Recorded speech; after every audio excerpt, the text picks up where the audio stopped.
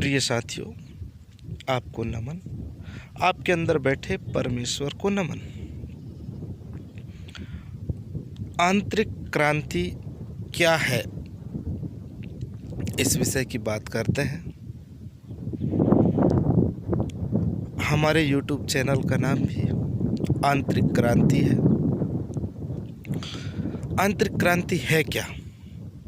हमने बहुत सी क्रांतियों के बारे में सुने हैं। फ्रांस की क्रांति, रूसी क्रांति, यहाँ तक कि भारत के अंदर भी कुछ योजनाएं चल रही हैं। नीली क्रांति, पीली क्रांति, श्वेत क्रांति।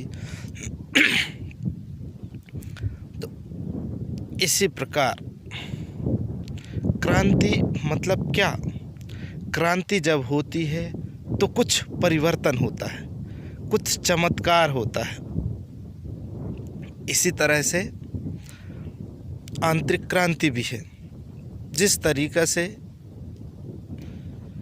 अन्य क्रांतियां परिवर्तन लाई हैं, उसी तरह से भी आंतरिक क्रांति जब आपके अंदर घटित होती है, आपके अंदर भी कुछ घटित होता है। वो सिर्फ आप और सिर्फ आप ही उसका अनुभव ले सकते हैं, उस चीज़ को समझ सकते हैं। तो आज बात करते हैं आंतरिक क्रांति क्या है। हमारा शरीर है और इस शरीर के अंदर भी कुछ है जिनके बारे में हम सुनते हैं, ठीक, कभी उनको देखा नहीं है, पर हम उनको नकार नहीं सकते कि वो नहीं है। जैसे शरीर है, मन है, आत्मा है।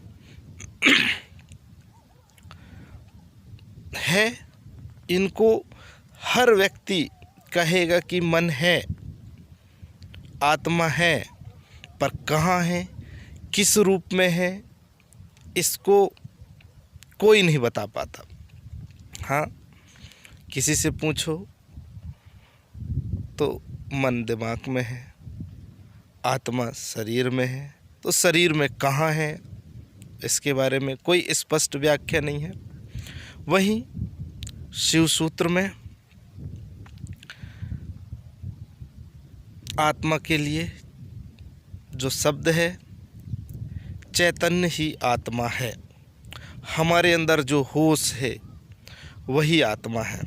जब तक हमारे शरीर में होश है तब तक शरीर में आत्मा है।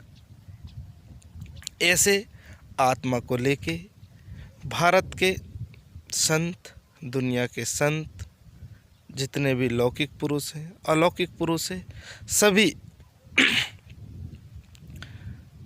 मन, आत्मा, शरीर, इनकी बात करते हैं। जब हम शरीर की बात करते हैं, शरीर के अंदर मन की बात करते हैं, आत्मा की बात करते हैं, तब हम आंतरिक क्रांति को जानने का प्रयास करते हैं। जानेंगे ही सिर्फ तो हमें आंतरिक क्रांति नहीं होगी।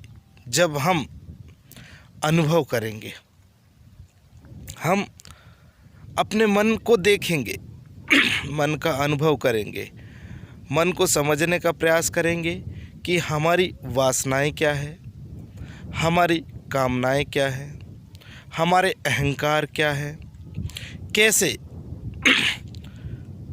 इन शरीर से जुड़ी हुई चीज़ें, आँख ने कोई चीज़ देखी और हमारे मन में परिवर्तन हो गया।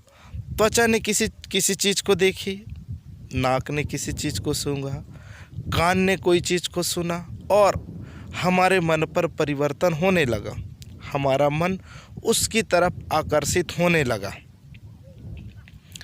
जब हम इनको जानने का प्रयास करेंगे, सोचने समझने का प्रयास करेंगे, ठीक, वहीं जब हमारी इंद्रियाएं मन से संचालित हो रही हैं, वहीं आंखें उसी चीज़ को देखेगी, मन कुछ और कहेगा, और आप थोड़ा सा विचार करें, अपने और गहरे तल में जाएं, अपनी आत्मा की आवाज़ को सुनने का प्रयास करें, अपने अंदर उठ रही तरंगों को सुनने का प्रयास करें।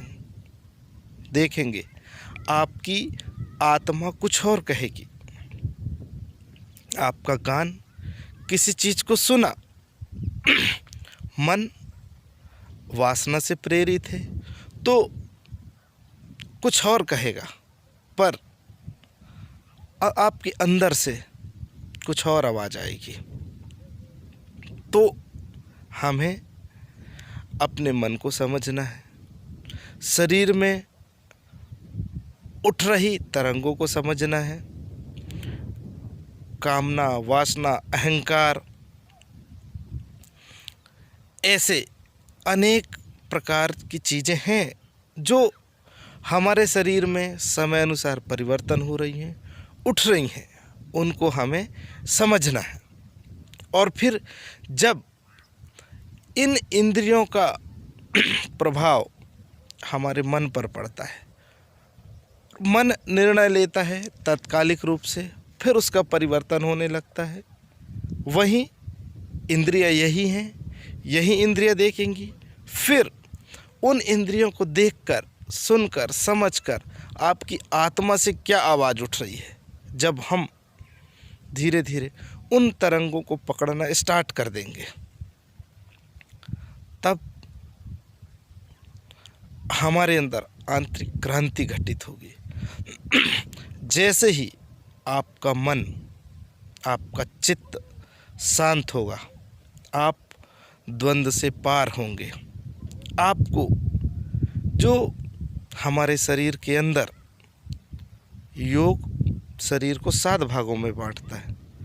ये जो दिख रही है कोशिकाएं, ये पहला है भौतिक शरीर। इससे हजारों लाखों गुना छोटी हमारे अंदर भी क्या है, कुछ चीज़ें हैं। जैसे पहला है भौतिक शरीर, कोशिकाएं जो दिख रही हैं। दूसरा है भाव, ठीक, जो दिख नहीं रही हैं पर आपको महसूस हो रही हैं। तीसरी है उससे भी सूक्ष्म, जो भावों की तरंगे हैं। ऐसी ये तो तीसरी है। अंतिम अवस्था जो 7वीं अवस्था है, अति सूक्ष्म है। उन तरंगों से आपका संपर्क होने लगेगा। आपका जब संपर्क उन तरंगों से होगा, आप यहाँ सोचेंगे, वहाँ काम होने लगेगा। आपकी आत्मा जब पवित्र हो जाती है, तब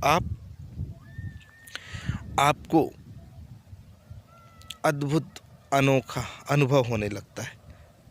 बहुत सारे संत, चाहे महिला संत हो, चाहे पुरुष संत हो, भारत ही नहीं पूरी दुनिया में, उनके अंदर भी आंतरिक क्रांति घटित हुई है।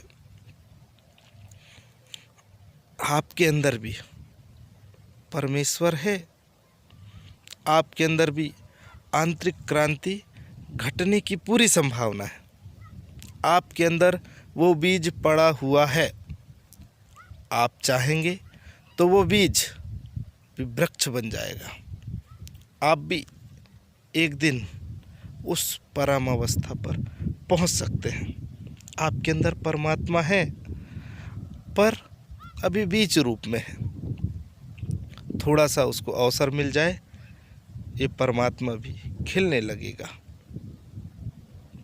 बहुत बहुत धन्यवाद।